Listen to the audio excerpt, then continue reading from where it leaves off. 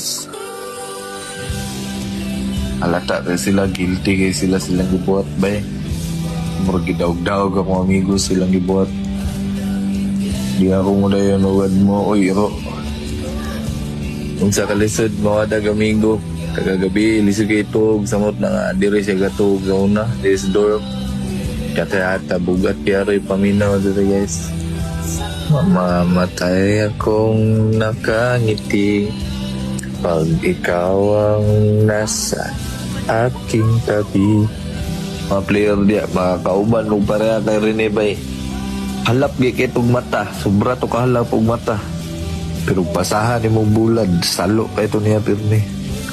Mapataas man o di, mapupunto siya ang kauban nga. Musugot ang di pasahan ba? Di pigil masukot.